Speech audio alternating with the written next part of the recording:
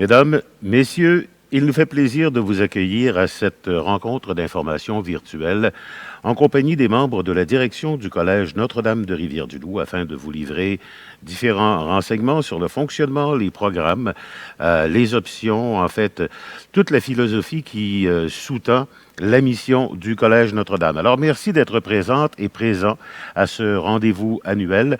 Quelques précisions importantes. Tous les micros seront fermés durant la présentation. Les caméras, bien, si vous souhaitez les fermer ou les conserver ouvertes, c'est vraiment à votre convenance. Nous vous invitons à utiliser le clavardage pour les questions que nous transmettrons nous-mêmes aux personnes concernées et vous obtiendrez directement réponse à la suite de leur présentation. Alors, mesdames, messieurs, encore une fois, une très, très bonne soirée. Nous espérons que vous apprécierez. La rencontre commence à l'instant.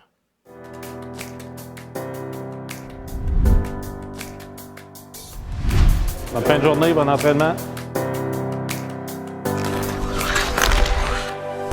OK, tout le monde, on va ouvrir nos ordinateurs. Faut pas que la vie s'arrête, faut que ça y ait un pareil. Pour un autre contre-attaque, puis un autre contre-attaque.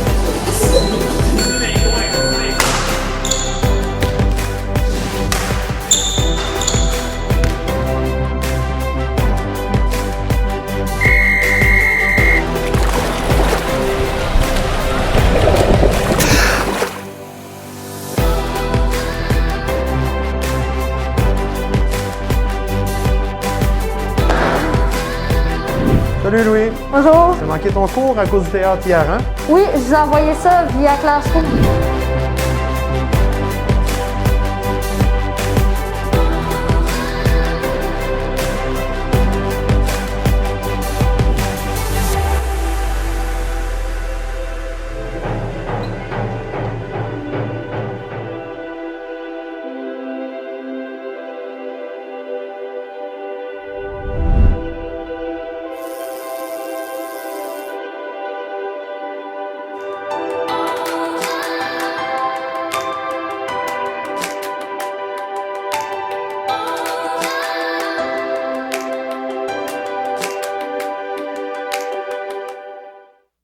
Alors, chers parents, chers élèves, bonsoir. Je vous souhaite la bienvenue à cette rencontre d'information, cette soirée d'information.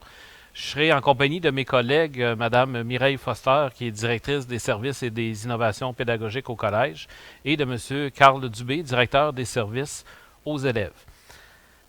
Alors, ce soir, on va vous donner différentes informations sur la façon dont le collège, son mode de fonctionnement. Vous allez voir apparaître à votre écran en bas du logo le site web sur lequel que vous pouvez aller consulter. Donc, c'est un microsite qui vous permet d'avoir toutes les informations sur le collège, que ce soit sur les programmes, les horaires, le fonctionnement et ainsi de suite. Donc, on vous invite à aller voir ça. Vous allez être en mesure aussi de pouvoir obtenir plusieurs réponses à vos questions. Alors, ce soir, ben, c'est ça, c'est de vous présenter le collège, ses grands objectifs, son mode de fonctionnement. Et en premier lieu, ben, ce que je voudrais vous dire, c'est qu'il y a quelques années, on a fait une réflexion. On s'est demandé comment on doit préparer nos élèves au monde d'aujourd'hui et de demain. Et on a fait différentes recherches à ce moment-là. Et déjà en 2016, il y a des spécialistes qui disaient qu'on allait être dans un monde qui allait être VICA, donc volatile, certain, complexe et ambigu. Et vous savez ce qui est arrivé ensuite en 2020. Donc ça a vraiment donné raison à cette personne-là. Alors nous, on s'est dit, ben, on prépare nos jeunes comment dans ce type de monde-là. Autre chose qu'on a fait aussi, on est allé chercher des différentes statistiques. Et ce que l'on a réalisé, ce qu'on a appris, 85% des jeunes qui sont en première secondaire cette année vont exercer un métier qui n'existe pas encore, pour résoudre des problèmes qui ne sont pas encore des problèmes, avec des outils technologiques qui n'ont pas encore été inventés. Donc ça, c'est une autre information qu'on est allé chercher. On sait aussi que 25% des jeunes vont être des travailleurs autonomes. Donc, chacun va avoir sa propre entreprise. On sait également que 50% des métiers vont disparaître au profit de d'autres métiers qui vont être créés. Et ça nous a mené à réfléchir, nous, en se disant, ben, OK, maintenant qu'on a ces informations-là, il faut voir le développement d'un jeune selon 4 dimensions. Alors, ces dimensions-là, ben, c'est qu'on a des connaissances dans les écoles, connaissances traditionnelles.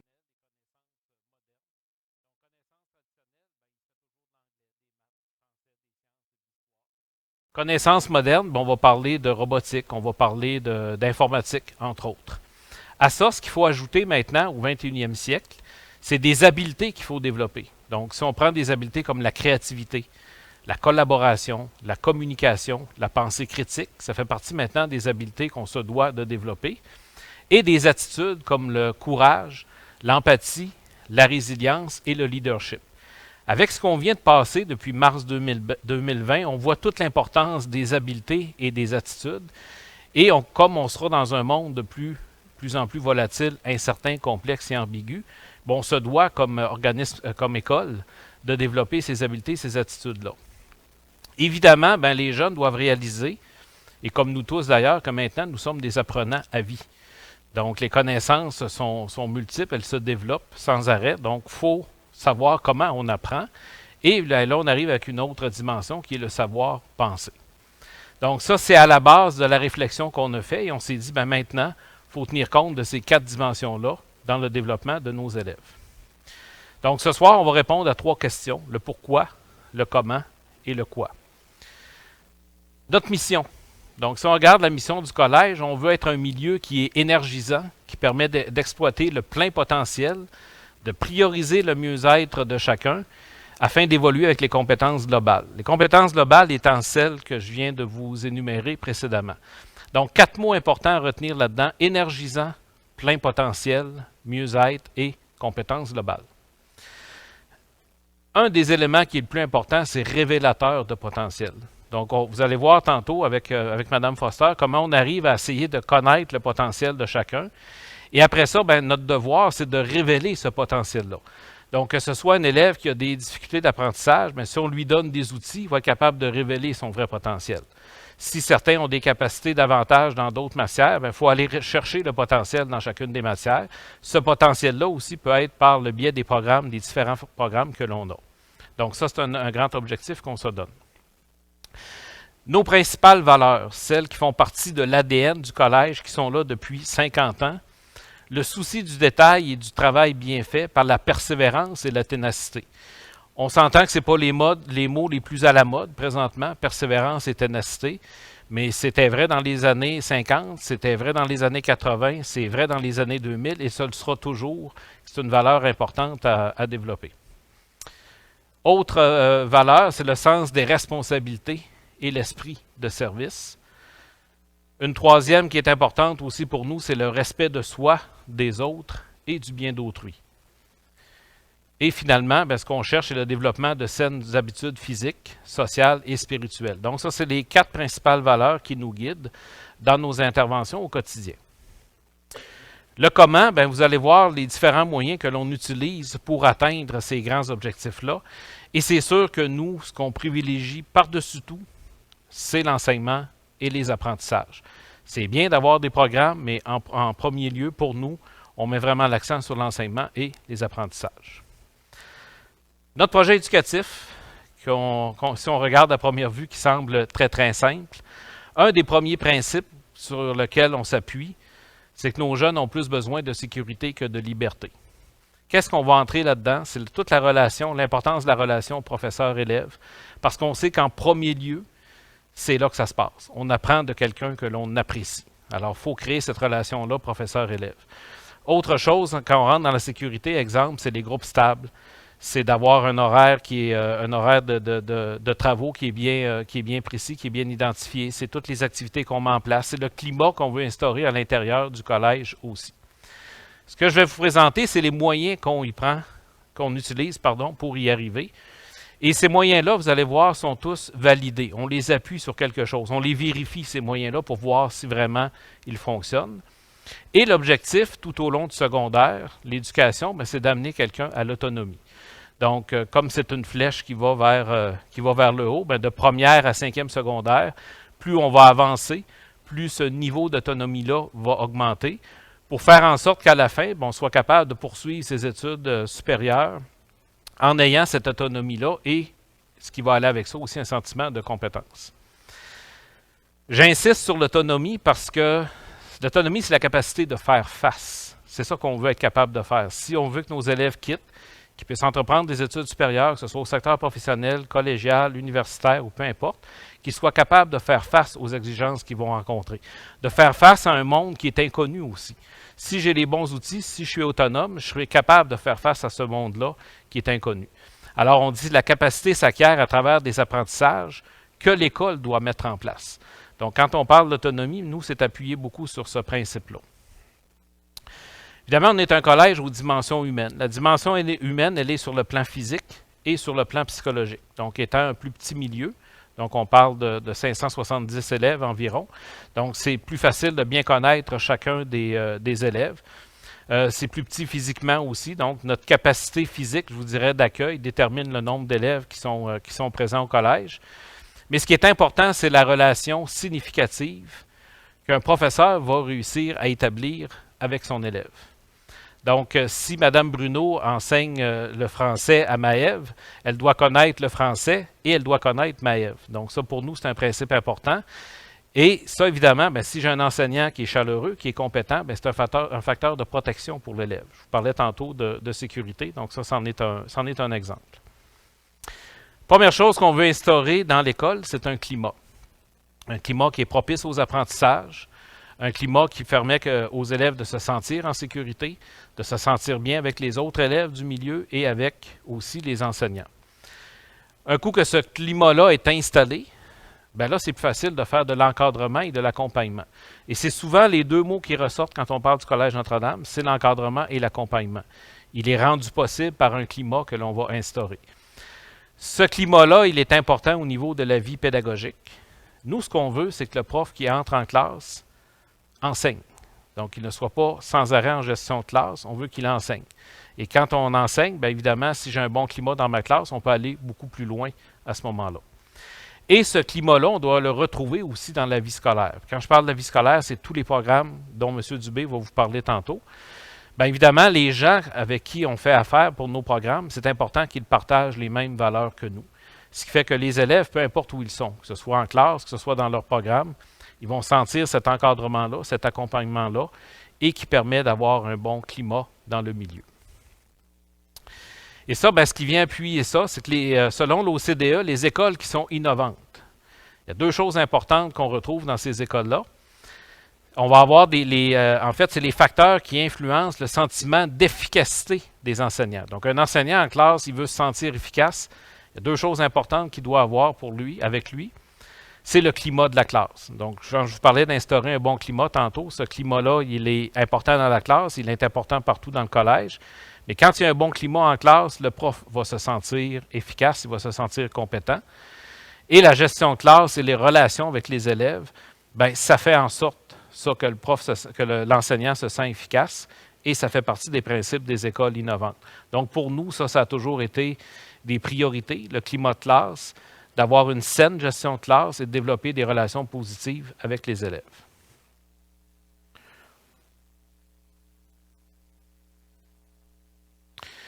Évidemment, bien, une des choses qu'on recherche, c'est la réussite. Donc, comme parents, ce que vous souhaitez, c'est la réussite de vos enfants. Comment on s'y prend pour arriver à ça? Bien, nous, on veut développer chez nos élèves ce qu'on appelle un sentiment d'appartenance.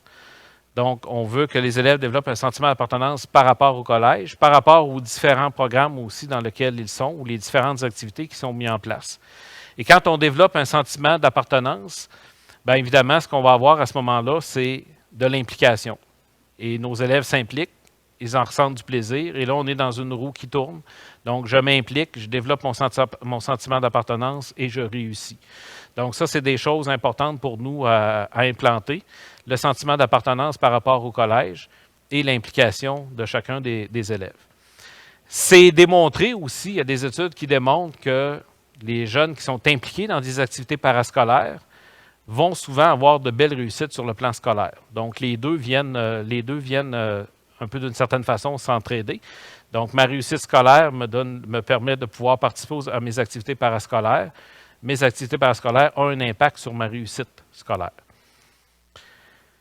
L'encadrement, bien, quand on parle d'encadrement et d'accompagnement, c'est un encadrement et un accompagnement dynamique et humain. Évidemment, vous voyez apparaître tout de suite direction professeur. Il y a ça dans toutes les écoles, des directions et des professeurs.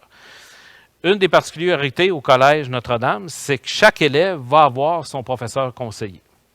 Et ça, bien, c'est quelqu'un qui est au courant de ce qui se passe dans chacun des cours. Comme parent, c'est la personne que vous allez rencontrer à chaque fin d'étape qui va vous expliquer comment ça se passe pour votre enfant au niveau scolaire ou au niveau comportement, et ainsi de suite. Et l'élève va également rencontrer de façon individuelle ce professeur conseiller-là, qui a environ entre 15 élèves dont il est plus particulièrement responsable. Ce qui fait que comme parent, quand vous venez chercher le bulletin, bien, vous rencontrez une seule personne qui est au courant de ce qui se passe dans chacune des matières. Donc ça, c'est un principe qui a été instauré il y a 50 ans. Évidemment, on a des intervenants extérieurs. On fait beaucoup affaire avec des intervenants extérieurs pour nos programmes. Parfois, c'est pour nos programmes scolaires aussi. On parle de nos programmes sportifs et culturels, mais aussi pour nos programmes scolaires. Donc ça aussi, vous allez voir des exemples avec Madame Foster. Évidemment, il y a vous comme parents. Vous faites partie de la réussite de nos élèves. Il faut travailler en équipe, donc ça inclut tout le monde que vous voyez jusqu'à maintenant, mais ça inclut également vous comme parents. On a également des orthopédagogues au collège. On a une intervenante sociale.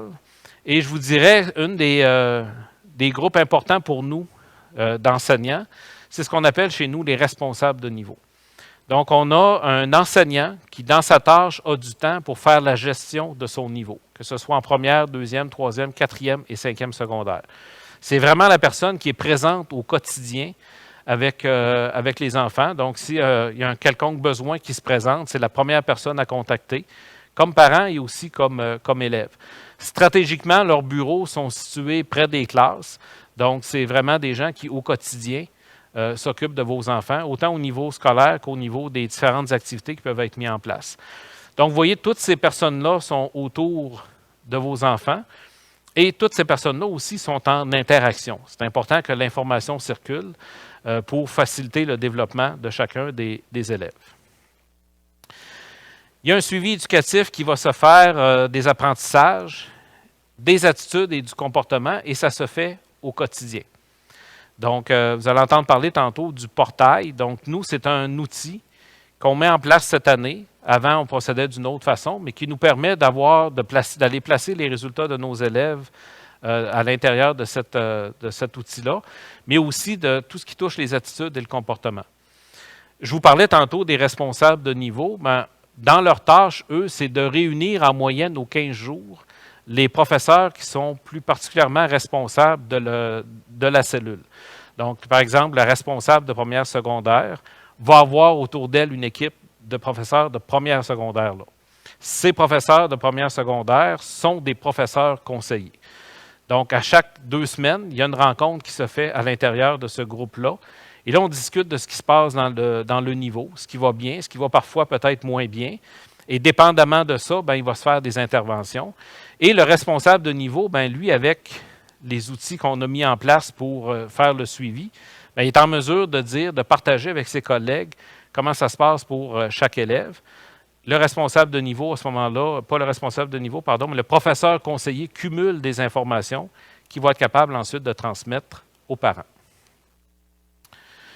Je vais maintenant céder la parole à ma collègue, Mme Mireille Foster, directrice des services et des innovations pédagogiques, et qui va vous faire part que tout est important en éducation. Alors à vous, Mme Foster. Alors, bonsoir. Donc, d'abord, je vous remercie d'avoir pris du temps dans votre soirée pour être avec nous. C'est un plaisir que vous soyez là pour qu'on puisse vous transmettre les informations par rapport au collège. Donc, oui, comme M. April le disait, c'est vrai, tout est important en éducation. Comme il l'a dit aussi au début, l'école existe maintenant depuis 50 ans. En 50 ans, il y en a eu des choses. Il s'en est passé des choses et ce n'est pas parce qu'on est en 2021 que tout à coup, ce qui se faisait il y a 50 ans n'est plus bon. Donc, une des choses qui est importante pour nous, c'est l'équilibre entre la tradition et l'innovation. Donc, il y a des choses qu'on a conservées au cours des 50 dernières années et qu'on trouve encore importante d'avoir aujourd'hui. Par exemple, comme M. April le disait aussi tout à l'heure, on a des groupes stables au collège. Donc, un peu comme présentement, c'est le cas au primaire, vous œuvrez à chaque jour les élèves avec un groupe de jeunes qui sont toujours avec vous. Donc, on continue de fonctionner comme ça au collège. Il y a des règles de vie, bien entendu, comme dans toute école, il y a des règles de vie. Ça aussi, c'est une tradition qu'on conserve parce que c'est important pour que le climat soit bon dans les classes.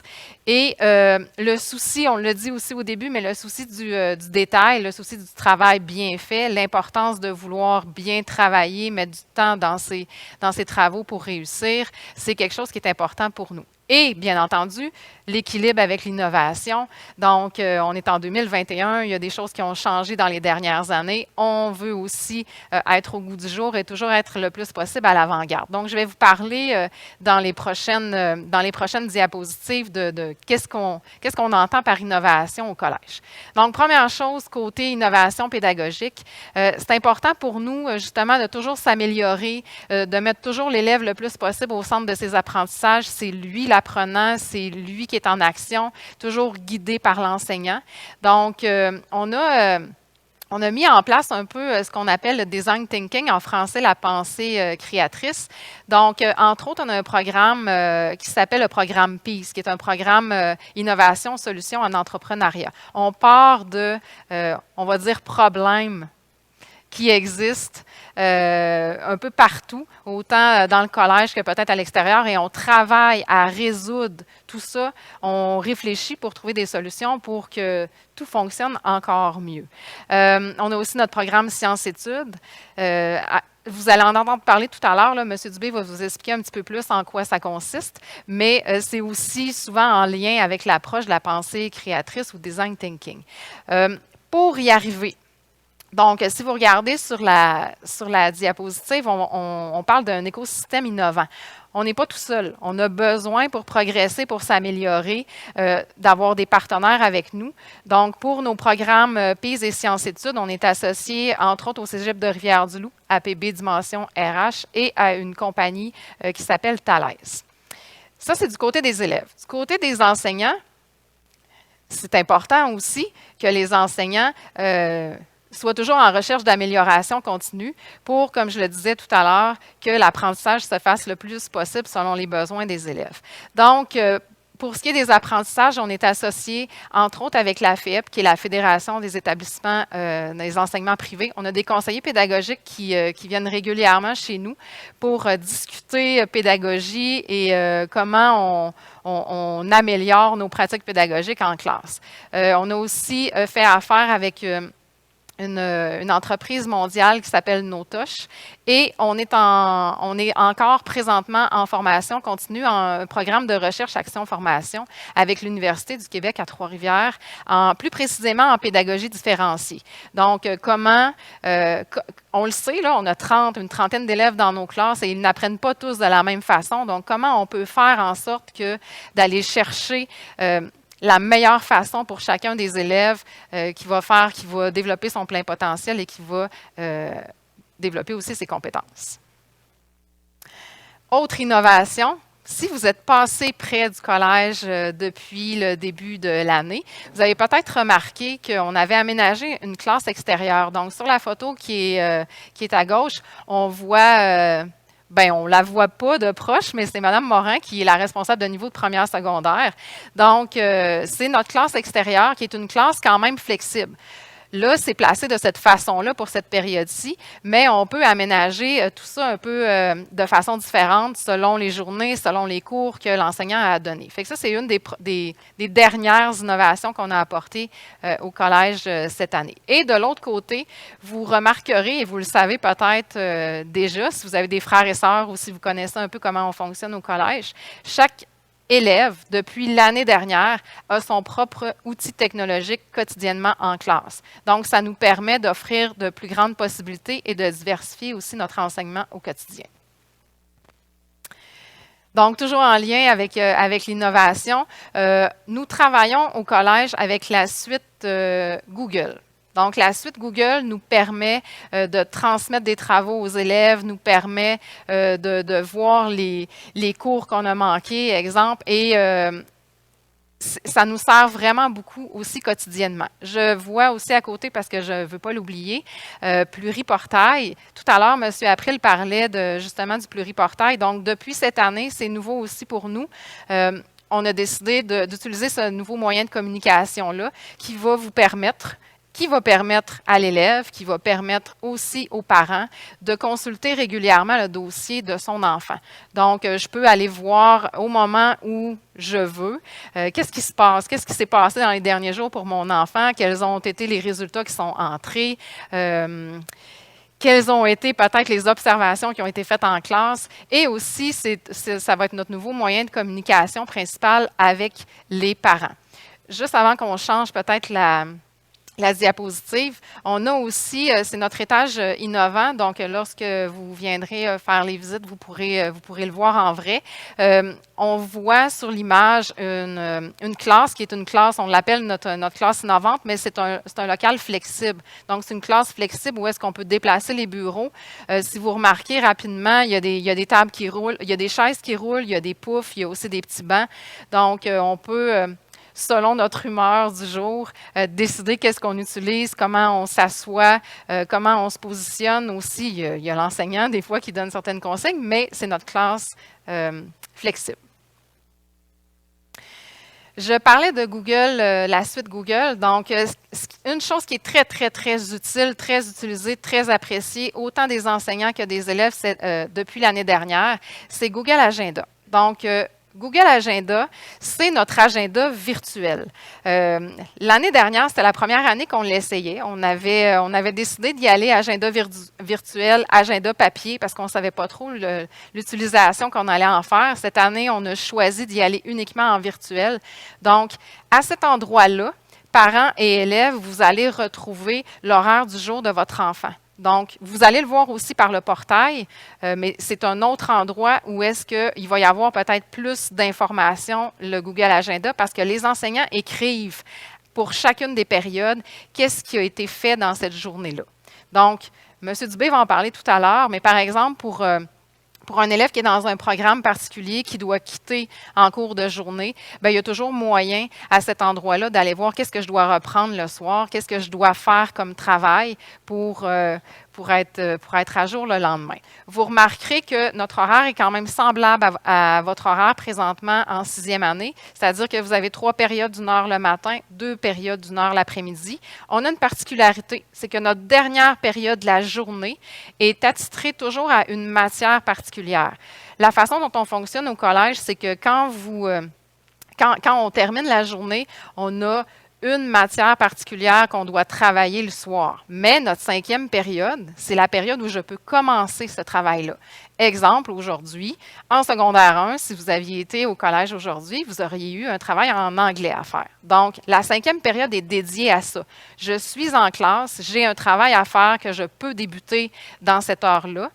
Et parfois, je l'ai terminé après l'heure. Parfois, je dois faire un petit peu de temps à la maison le soir, mais ça sauve quand même beaucoup de temps à la maison le soir. Et ce qui est particulier aussi, c'est que si je fais un travail en anglais à la 5e période, mon professeur d'anglais va être là et il va y avoir aussi d'autres spécialistes en classe en anglais qui vont être là pour m'aider aux besoins. Donc, c'est de l'accompagnement plus individualisé qui est très apprécié, je crois, par nos élèves.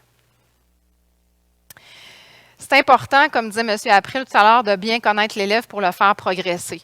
Nous, pour y arriver, on a différents outils. Donc, premièrement, l'évaluation des connaissances. Le mot évaluation fait un peu peur, mais dans notre cas, l'évaluation des connaissances, c'est une demi-journée que vous venez passer au collège où est-ce que vous allez devoir répondre à différents questionnaires, mais l'objectif n'est pas de vérifier si tu as la note de passage ou pas. Notre objectif dans cette évaluation-là, c'est de mieux apprendre à connaître l'élève.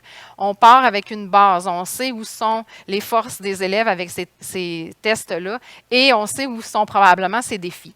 Suite à ces évaluations-là, on fait des rencontres avec les parents. Donc, on prend 30 minutes avec chacun des parents des élèves qui ont fait les évaluations et on discute des résultats qu'on a vus, qu'on a lus là-dedans pour apprendre un peu à connaître l'élève avant qu'il entre entre nos murs. Parce qu'une fois que l'élève entre au mois d'août, on a déjà une bonne idée de « OK, ça va être quoi les forces de cet élève-là? Comment je vais pouvoir mieux l'aider pour qu'il progresse? » Bien entendu, c'est super important qu'on soit au courant le plus possible de tout ce qui est particulier pour votre enfant. Donc, si jamais on a des plans votre enfant a un plan d'intervention présentement au primaire, plus rapidement on l'a, plus vite on peut mettre des choses semblables en place au collège et mieux l'aider au quotidien.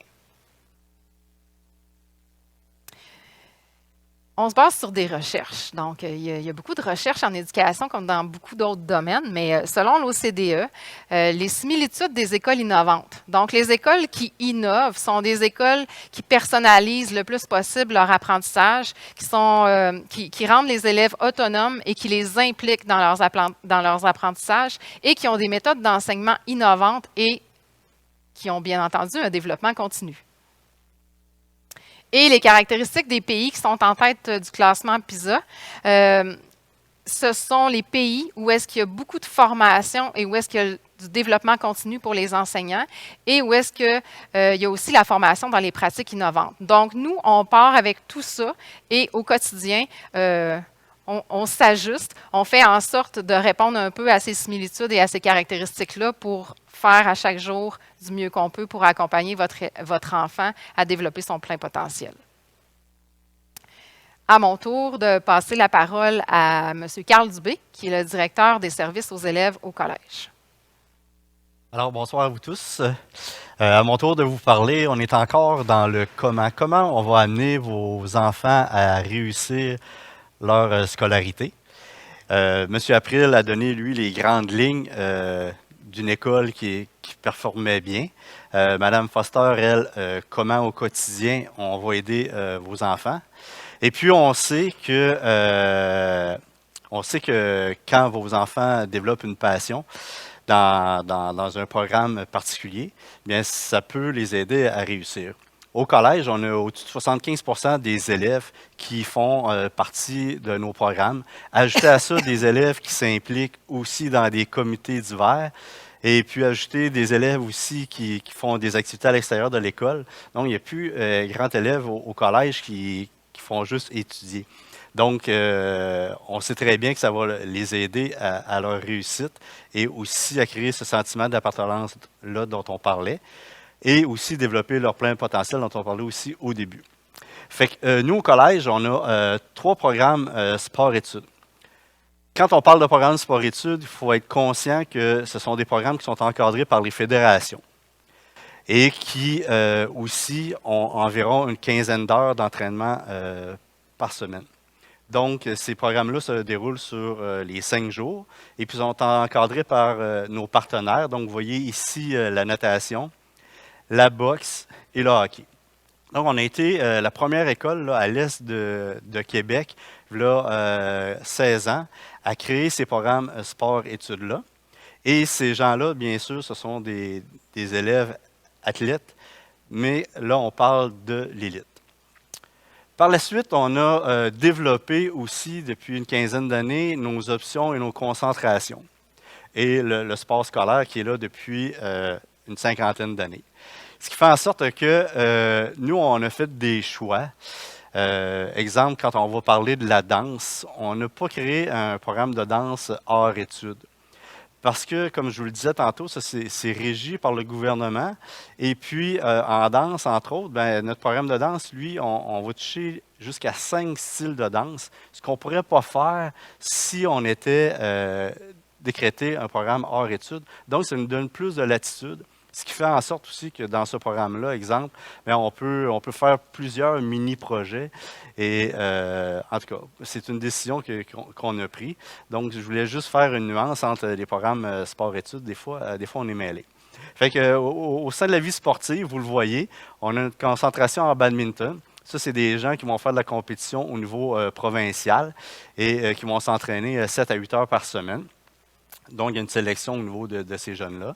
On a un programme de ski planche aussi. Notre programme ski planche se déroule avant les fêtes en entraînement en salle de musculation. Et puis, après les fêtes, ils font une dizaine de sorties. Après ça, nous avons le sport équestre avec notre partenaire, le centre KM. Donc, il y en a qui en font une fois ou deux par semaine. On a le vélo qui se déroule 2 fois par semaine. Notre programme de vélo se déroule pour le vélo de montagne, le BMX. Une fois qu'on arrive l'hiver, il y a une partie entraînement et une partie avec les vélos à grosses roues qu'on appelle communément les fat bikes. Par la suite, on a un hockey-études. Donc, tous ceux qui ne sont pas dans des programmes d'élite vont participer à notre programme de hockey-études 1 à 3 fois par semaine. Et ça se déroule sur l'heure du midi.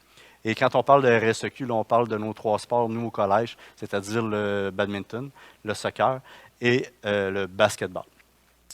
Toutes les informations dont je vais vous parler, M. April, vous avez mentionné le microsite. Vous allez avoir toutes les informations sur ce microsite-là avec les adresses courriels et vous allez pouvoir rejoindre les intervenants aussi. Donc, pour avoir plus d'informations sur ce microsite-là. Si on continue au niveau culturel dans nos options, on a l'option danse dont j'ai parlé tout à l'heure. Donc, il y a différents niveaux aussi danse. Donc, ça peut être récréatif ou compétitif. Donc, les gens vont être amenés à faire aussi des compétitions. Par la suite, on a le théâtre. Au niveau théâtre, on a deux options. Soit le parascolaire, où on fait 3 heures par semaine. Puis, on a l'option théâtre, là, où vraiment on développe sa passion pour le théâtre à 6 heures par semaine. La musique, comment ça fonctionne au collège, c'est que les gens qui suivent des cours de musique ou de chant, bien, nous, on rassemble tous ces gens-là et on crée des ensembles. Donc, en anglais, on parle plus quand on parle de faire des bands. Fait que les élèves sont très intéressés par cet aspect-là de ne pas jouer tout seul de leur instrument, mais bien de participer par la suite à des événements comme le spectacle de variété et puis notre gala Méritas. Par la suite, on a développé en innovation aussi le volet scientifique, donc l'option sciences et l'option robotique. On parlait tout à l'heure qu'une des premières choses pour qu'une école fonctionne bien, c'est d'instaurer un climat. Fait que bien sûr, dans toutes les écoles, les écoles vont avoir des règlements. C'est ce que vous avez en bas à gauche. Donc, il faut que ce soit sécuritaire dans une école, il faut être respectueux. Puis bien sûr, il faut être responsable. M. April vous a aussi parlé des valeurs. Et le code de vie, bien à droite, ça nous permet de développer un mieux-être et un savoir-faire. Donc, dans la plupart des écoles, ça existe, ces choses-là.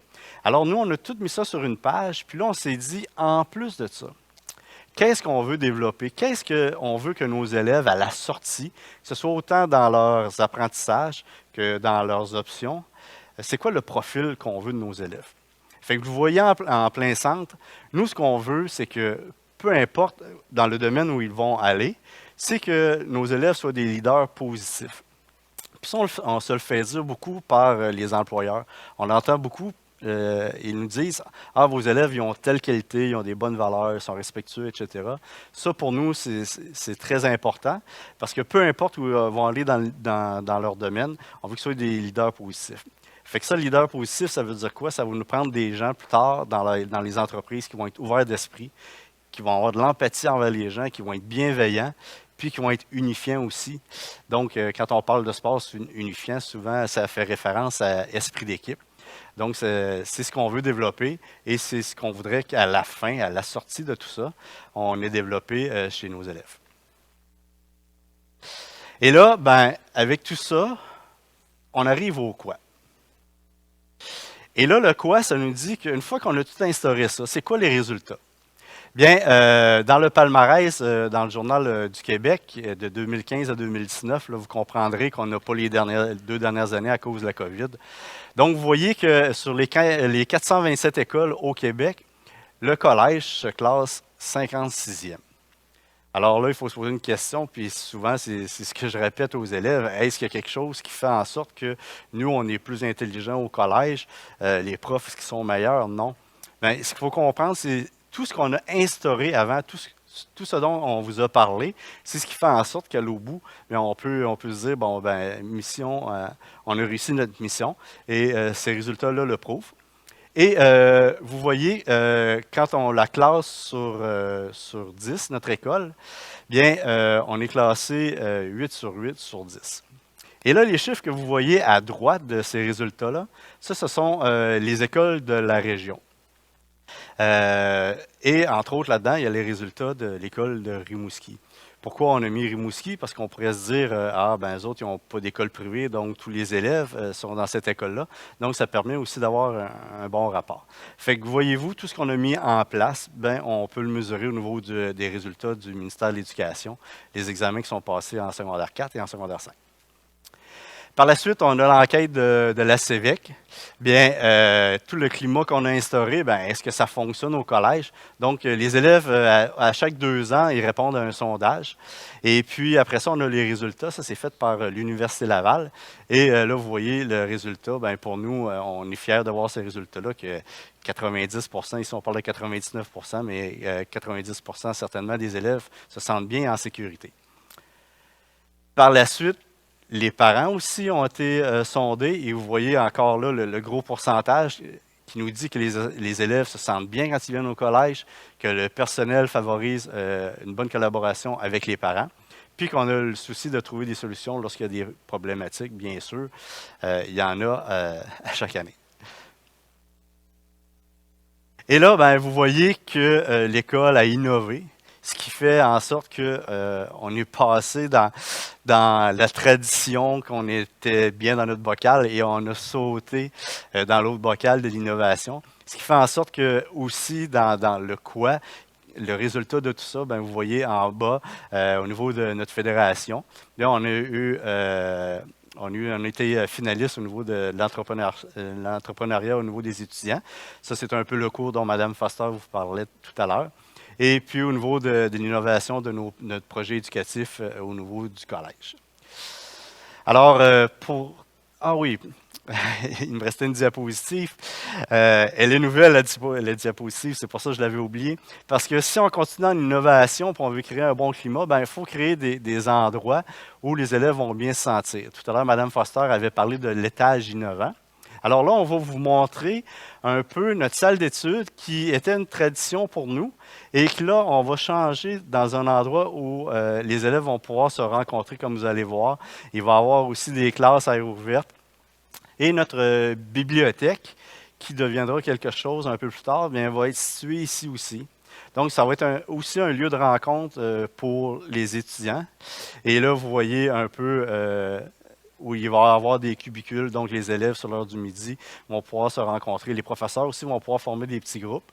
Et voyez-vous toute la convivialité qu'il va y avoir, tout le phénomène d'idéation où on va pouvoir développer des idées, etc. Donc, ça va être notre nouveau projet innovant au collège, suite à la classe extérieure dont on vous avait parlé tout à l'heure. Donc, tout ça ensemble, bien, M. April va vous résumer ça par la suite. Alors, merci, M. Dubé. Comme vous voyez, c'est écrit au-delà des chiffres. Donc, en fait, ce qu'on vient de voir, c'est que tout ce qu'on a mis en place, comme M. Dubé disait, il faut le vérifier. Donc, les chiffres, oui, ça vient démontrer que ce qu'on a mis en place fonctionne. Mais au-delà de ça, bien, pour nous, une chose qui est bien importante, c'est mieux on peut les encadrer, plus on va augmenter leurs chances de succès. Et la personne qui avait mentionné ça, c'était un des recteurs de l'Université McGill. Donc, si à l'Université McGill, on mentionne que mieux on les encadre, plus on augmente leurs chances de succès, bien, il faut imaginer qu'au secondaire, il faut faire un encadrement aussi. Et ça, bien, ça vient nous rassurer dans les choix que l'on fait, parce que depuis 50 ans, on mentionne que c'est une force pour nous, l'encadrement. Bien, c'est ça un peu le projet éducatif du collège. Donc, ce qu'on vient de vous démontrer, quand on parlait de sécurité, encore une fois, on parlait de groupe stable, de la relation prof-élève, on a parlé du code de vie, on a parlé de tout ce qu'on a mis en innovation, le Google Agenda, les classes flexibles, le fait de bien connaître nos élèves et ainsi de suite. Puis, une chose que je voyais dans la sécurité tantôt, une des images qu'on voyait, ce qui démontre que c'est vraiment quelque chose qui fonctionne bien au collège. Les élèves n'ont pas de cadenas sur leur casier. Et c'est comme ça depuis 50 ans. J'ai fréquenté, moi, le collège dans les années 75 à 80. C'était comme ça, puis encore aujourd'hui, c'est comme ça. Donc, ça démontre le climat particulier qu'il y a à l'intérieur du collège et qui se passe, en fait, d'une génération à l'autre. Et ce qu'on vous a mentionné, bien, c'est tous les moyens qu'on met en place. Bien, ces moyens-là ont été validés. Ils sont validés, on l'a vu par les différentes études qui sont faites, et aussi par les parents qui nous confirment ce qu'on leur mentionne, mais ils disent oui, on le vit au collège. Et encore une fois, l'objectif de tout ça, c'est de les amener vers l'autonomie. Je vous dirais ça, là, c'est vraiment l'ADN du collège. On peut copier notre organisation, mais on ne peut pas copier notre culture organisationnelle. Notre culture organisationnelle, c'est tout ce qu'on vient de vous énumérer. Ça, c'est vraiment dans chez nous, là, implanté de façon très solide. Autre citation qui vient rassurer nos choix aussi que l'on a fait, c'est qu'on dit que pour apprendre à penser, il faut que l'élève retrouve plus de sécurité à son école. Et il doit avoir aussi le sentiment d'être responsable de ses apprentissages, parce que le premier responsable de la réussite, c'est l'élève. Donc, c'est encore une fois quelque chose qui vient nous dire, ben oui, on a raison de dire qu'il faut instaurer un climat de sécurité, parce que c'est propice aux apprentissages. Et finalement, une citation bien intéressante qui vient encore confirmer les choix qu'on a faits. Le développement de l'enfant passe par un milieu stable. Quand on parle d'un milieu stable, c'est autant l'ambiance que la sécurité et par la rencontre de personnes signifiantes. Donc, on veut la relation prof-élève, elle est extrêmement importante. C'est vrai pour le milieu familial, c'est aussi vrai pour l'école et c'est la base pour façonner l'autonomie dont on vous parlait au début. Donc, vous voyez, on essaie de faire en sorte que tout ça tient pour assurer le développement de vos enfants de première à cinquième secondaire. Donc, c'est un peu ce qui résume ce qu'est le collège, ce qu'est le collège Notre-Dame. Évidemment, vous avez le site qu'on disait tantôt que vous allez pouvoir consulter. Il y a les visites personnalisées qui vont se faire aussi au collège. Donc, on serait rendu à une période de questions. Donc, je sais que M. Dion en a probablement reçu sur le clavardage. Alors, on serait disponible pour y répondre. En fait, une question qui se pose, qui est très pratico-pratique. Comment ça va fonctionner ou comment ça fonctionne au chapitre du processus de demande d'admission et d'inscription? OK. La prochaine étape, comme je vous dis, en consultant le site, vous allez avoir la possibilité de venir visiter le collège. Ça va se faire le samedi 13 novembre. Donc, ce seront des visites personnalisées. Ça veut dire qu'il y a un professeur qui va accompagner maximum 2 familles à la fois pour faire une visite du collège.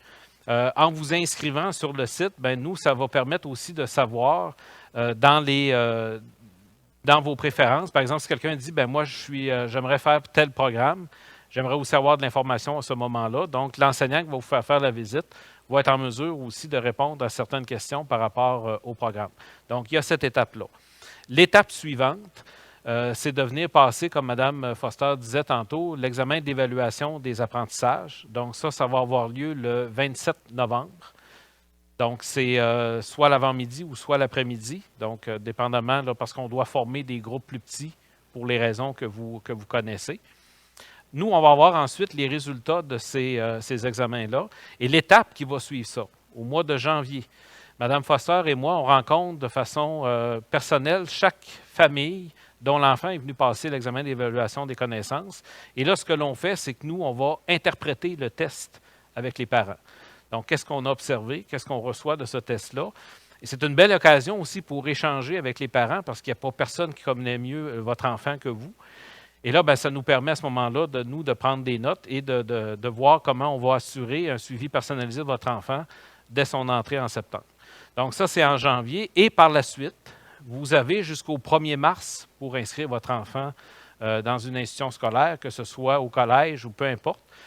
C'est la même règle, c'est une règle provinciale, que ce soit cégep, l'université, école secondaire, c'est jusqu'au 1er mars.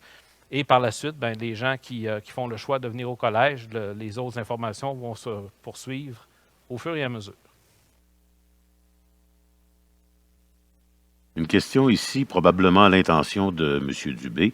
Est-ce que vous avez l'intention, vous parliez de programme tout à l'heure et d'options, concentration. Est-ce que vous envisagez lancer de nouveaux programmes prochainement? On comprend qu'il y a des... et là, c'est une interprétation ou un ajout personnel. Il y a des options ou des concentrations qui existent quand même depuis très longtemps. Est-ce qu'il y a des nouveautés qui s'en viennent de ce côté-là? Bien, souvent, c'est à la demande des élèves. On couvre quand même plusieurs aspects. Donc, à très court terme, là, non, il n'y a rien dans le paysage là, qui se pointe. Là. Merci. Ici, une question pour les élèves à besoins particuliers. Y a-t-il des spécialistes pour eux? Et si oui, est-ce que le suivi se fait en individuel? Ça, c'est une question pour moi, je crois.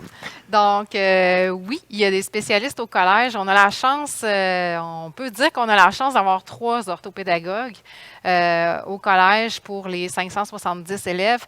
Donc, est-ce que le suivi se fait en individuel? En fait, tout à l'heure, ce que je disais, c'est sûr que si on a l'information à l'avance, on sait déjà les particularités, les besoins des jeunes qui vont fréquenter notre école. Donc, à partir de ça, je vous dirais qu'au départ, oui, on va faire des rencontres en individuel ou en très petits groupes. Donc, tout ça se fait soit sur l'heure du midi, au cours des périodes 5, mais on fait des rencontres selon les besoins. Fait que si on a 2 élèves qui ont pas mal les mêmes besoins, ça se peut qu'on les jumelle ensemble, mais la plupart des rencontres sont en individuel. Merci, Madame Foster. Ici, est-ce qu'un jeune peut-il jouer, prendre 2 options à la fois, par exemple hockey et ski planche, études? Oui, absolument. Il y en a plusieurs qui font ça. Jumeler un sport-études puis une autre option, ça, c'est très difficile parce qu'il est déjà impliqué une quinzaine d'heures dans son sport-études. Donc, ça, c'est très rare. Ça pourrait se faire un sport-études puis quelqu'un qui ferait de la musique parce que ça arrive très peu, la musique qui coïncide ensemble. Mais oui, exemple, on a vu ça, quelqu'un qui fait du théâtre durant la journée, puis le soir fait du badminton. Fait que c'est sûr que comme famille, il faut s'asseoir avec l'enfant. Il faut regarder aussi sa capacité. Puis oui, ça se fait. Il y en a plusieurs qui le font. Ben, plusieurs, oui. Il y a une certaine quantité de gens qui le font. Tout à l'heure, M. Dubé, vous parliez de soccer dans le sport scolaire. Ici, on demande est-ce qu'il y a un sport-études soccer dans les choix qui sont offerts, dans les choix de programmes offerts? Non, il n'y a pas de sport-études soccer. Ce qui est badminton, soccer et basketball, c'est en parascolaire, les jeunes pratiquent après les heures d'école. Ici, une autre question. Est-ce que quelqu'un qui habite dans la MRC des Basques peut s'inscrire au collège? Oui, tout à fait. Il y a un service de transport qui se fait à partir de Trois-Pistoles, donc depuis plusieurs années. Les jeunes peuvent, au quotidien, là, matin et soir, vont avoir un transport directement de Trois-Pistoles au collège. Ici, une question qui sera peut-être un peu complexe. Quel est le programme le plus orienté pour, si quelqu'un, par exemple, ou un jeune veut se diriger vers la médecine? Qu'est-ce qui pourrait lui offrir quelque chose de particulier au collège, si je comprends bien la question? Bien, évidemment, le programme de sciences, les jeunes qui s'inscrivent dans le programme de sciences vont toucher à peu près tous les aspects de la science. Donc, c'est autant au niveau du vivant que je vous dirais peut-être plus à un moment donné au niveau du génie. Donc, c'est vraiment de toucher à différentes choses, au volet de la recherche aussi. Donc, ça, c'est une façon de pouvoir faire de pouvoir, à un moment donné, bien, si on a un intérêt vers la médecine, bien, c'est parce qu'on a un intérêt vers tout ce qui touche, évidemment, la santé et les sciences en général. Évidemment, il y a les cours de sciences du cursus scolaire. Ce qu'il y a de particulier, je vous dirais, en 5e secondaire, c'est que les élèves qui choisissent de faire des sciences en 5e secondaire, que ce soit la chimie, que ce soit la physique, vont faire aussi de la biologie. Donc, la biologie va venir encore une fois couvrir tout ce qui touche le vivant. Donc, c'est une belle préparation au moment où l'élève arrive au niveau collégial et qu'il décide de dire « je m'en vais en sciences pures parce que mon objectif, c'est d'aller en médecine ». Bien, quand il va arriver dans ses cours de biologie, chimie, physique, il sera bien préparé. Donc, l'option sciences, c'est une voie intéressante pour ces jeunes-là. Et en 5e secondaire, on est probablement une des rares écoles à offrir le cours de biologie générale, parce que pour nous, c'est important, parce qu'on sait pour quelqu'un qui se dirige vers tout ce qui est la santé, c'est une bonne matière là, à avoir. C'est un bon bagage à avoir pour poursuivre ses études. J'ajouterais peut-être aussi le programme qu'on n'a pas nécessairement parlé, mais c'est le programme d'anglais intensif qu'on a au collège. Je pourrais peut-être laisser Mme Foster en parler. Et ça donne bien, Mme Vous Foster. avez vu comme moi que c'était dans les questions. Nous avons une question, effectivement. Est-ce que l'anglais enrichi ou intensif existe encore? Oui. Notre programme d'anglais intensif existe encore. En fait, si je résume, ça consiste à faire 2 années en une en première et deuxième secondaire, ce qui signifie que si vous entrez dans le programme d'anglais intensif l'an prochain, vous allez faire secondaire 1 et 2 en une année. Et suite à ça, en deuxième secondaire, vous allez faire l'anglais de secondaire 3 et 4. Et quand vous allez être en troisième secondaire, vous allez faire l'anglais de cinquième secondaire pour terminer le programme de base de cinquième secondaire en troisième secondaire. Par la suite, en quatrième et cinquième secondaire, c'est de l'enrichissement qu'on fait pour les 2 dernières années, ce qui fait que les élèves qui sortent du collège dans ce programme-là, dans l'autre programme aussi, là, on sort avec une très bonne base en anglais, mais dans ce programme-là, particulièrement, sont très à l'aise quand ils vont dans les pays où on parle plus anglais. Merci, Mme Foster. Monsieur Dubé, y a-t-il une limite de personnes acceptées dans les options? Exemple en sport équestre. Et si oui, comment sont faites les sélections? Il y a très peu de programmes où il y a une limite présentement parce que la demande n'est pas assez forte. Mais effectivement, dans certains programmes, il y a de la sélection. Si on parle de danse, on parlait de 2 niveaux.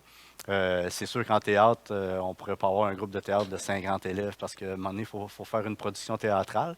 Ça ne s'est pas vu encore.